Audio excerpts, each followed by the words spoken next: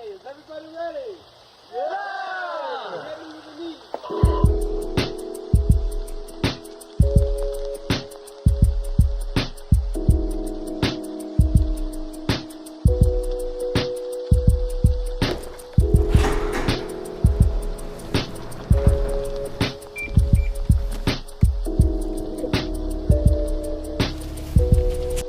What's up YouTube? My name is Jacob. Welcome to 911%, a channel where I bring you guys along on my many random adventures with my first Porsche, this 1997 Carrera 4S.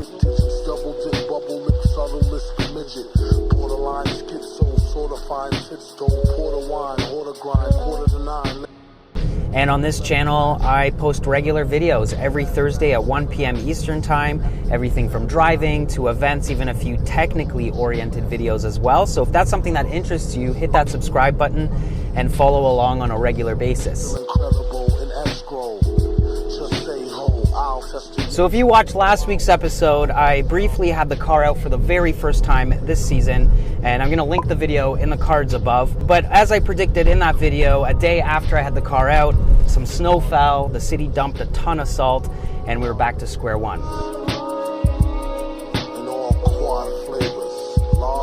Today I'm heading to a shop to pick up some new wheels I'm going to be running this season, which I'm super excited about, but that's not what this video is about. Today I wanted to share with you guys a few tips and advice on how to purchase your very own Porsche 993 from an enthusiast perspective.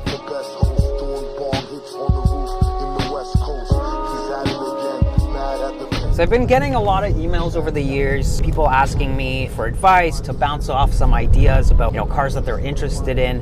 And one thing that I've noticed that was common with all these questions is that they're very similar regardless of where they were coming from around the globe. I want to preface this video. I'm not in the automotive business at all. I'm not a professional Porsche investor, salesman, or anything like that. This is completely from the perspective of an owner, an enthusiast, and should be definitely taken with a grain of salt. So the first thing you want to do is decide whether you're looking for a collector car or a driver car. And the difference between the two, I think in my opinion, a collector car is an absolutely cherry, showroom condition, concours quality example with less than 15,000 miles.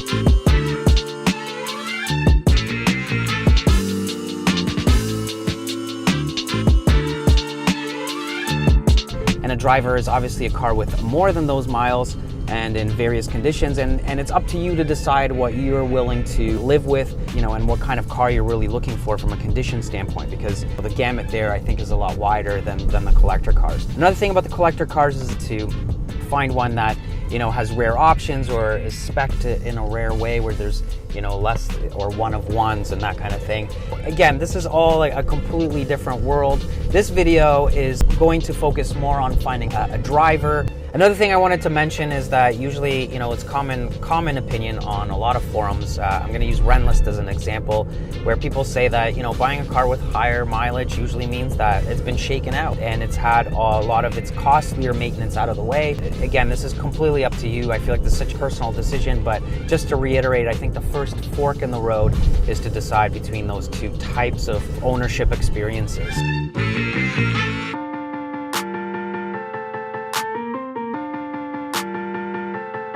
And I'm just pulling up to the shop right here to pick up these wheels, which I'm super excited about. I think this is it. Yes, this is it.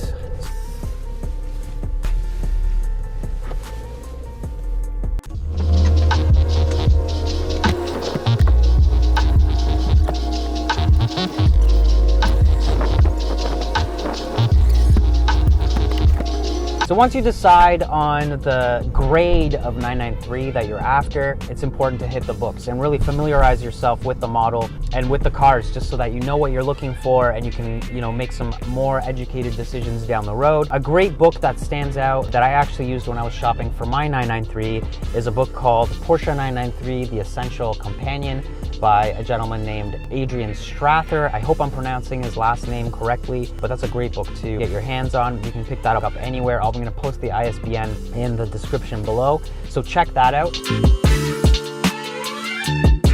So I lost a little bit of footage, so apologies for the break in continuity. So check out videos on YouTube, check out Instagram, Facebook. There's so much amazing content out there to get you stoked on owning these cars. Join a Porsche forum. These platforms are slowly dying as time moves forward, but the advice and the info on there about these cars is absolutely invaluable. Also very easy to search as well, which is important. Here are a few of the forums I frequent.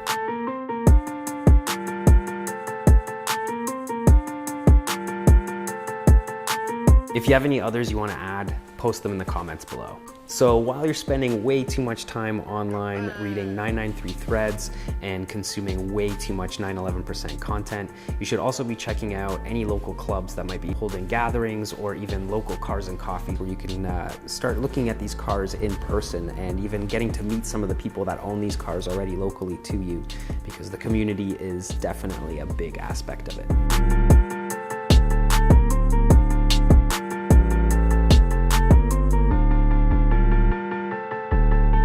Start checking out classifieds, check out the usual suspects like Auto Trader. If you're up in Canada, Auto Trader, Kijiji, those are great resources. The PCA is also a great resource. Of course, Porsche forums. So, obviously depending where you are in the world, for me being in Canada, North America was kind of my pool of where I was shopping and finding my car. So I set up notifications from some of the online classifieds that would email me when a car was posted. Another thing you want to do is you want to check out on a daily basis classifieds in Pelican Parts, Renlist, and you can make an educated decision.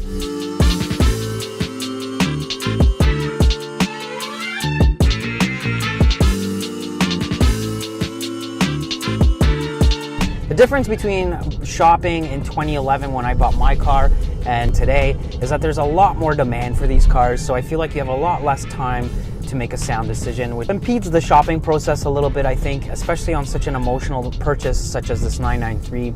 You really have to tread lightly and be patient for the right car to come up.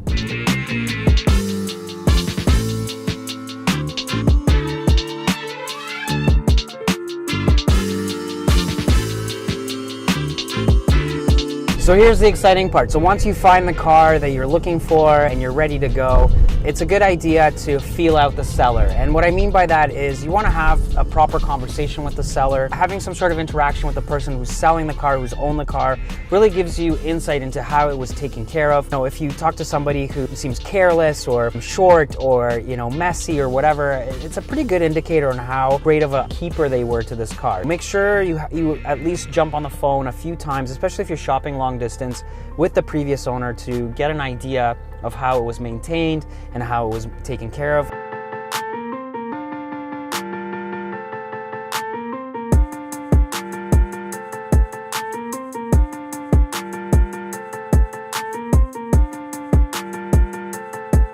Do not by any means buy a Porsche 993 or any Porsche without a pre-purchase inspection. You're buying a car that's over 20 years old, so it's bound to have issues with it, and on what scale is what this pre-purchase inspection is going to bring to light for you. This is a great tool, again, from a negotiation standpoint. If you're looking at a car that's X amount of dollars and you've already negotiated the price, a pre-purchase inspection will let you know, oh wow, the car needs a new clutch to the tune of $2,500. You can then go back, renegotiate with the seller based on the findings of the PPI. It'll also allow you to make a very educated decision on whether this car's condition is something that you can live with.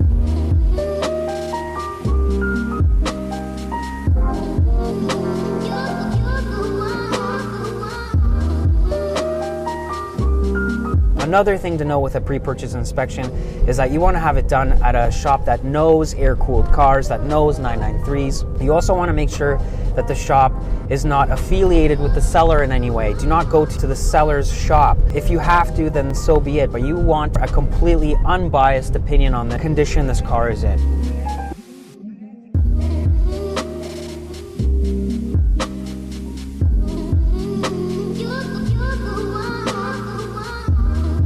Now that you're armed with the PPI results, you know exactly what condition the car is in. At this point, you can walk away if the car is absolutely rubbish. Sometimes we fall in love with a car, with a spec, with the car's trashed, don't buy that car because it's going to cost you so much money to get it up to spec. Buying a 911 is an emotional decision. You need to be rational and just, keep your head on your shoulders for this. And actually, a funny story with my car, I swore to myself that I would never purchase a 911 with a tan interior. Sure enough, one popped up. It was my car. It was the black on cashmere. Being that it was a wide body in my narrow body budget, I knew it had a tan interior, so I went and saw it anyway. I ended up compromising because I really wanted a wide body. 8 years later, I've got a wide body with cashmere interior, and I love the car.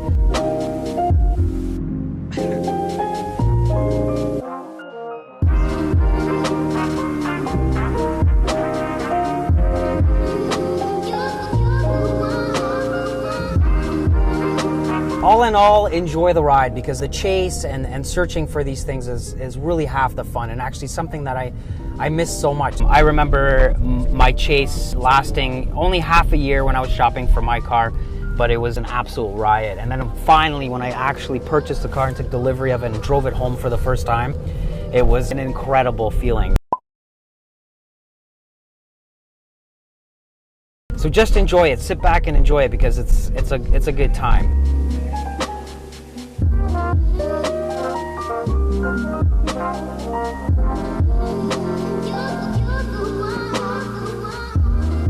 So just to recap again, let's go over the entire list here. Overall, make sure you're level-headed. Don't shop with your heart too much. Make sure you're ready to compromise. You want to decide on what type of 993 experience you're after, whether it's a collector experience or whether it's a driver experience. Make sure you read up and learn as much as you can about these cars. Check out all the different avenues I mentioned in this video. You want to start putting your finger on the market, start looking at classifieds, see what's out there, see what they're selling for. Make sure you watch tons of YouTube, check out my other videos on the channel. You want to go and see a bunch of cars for sale. Don't buy the first one you see. Feel out the owners. That's as important as the condition of the car. Arrange a PPI at a reputable air-cooled shop.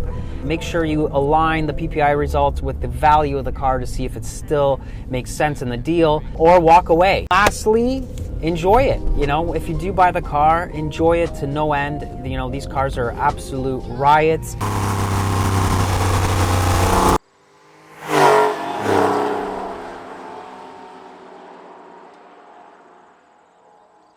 On that note, I guess I'll end the video here. I hope you guys found it informative and entertaining. Thank you so much for watching.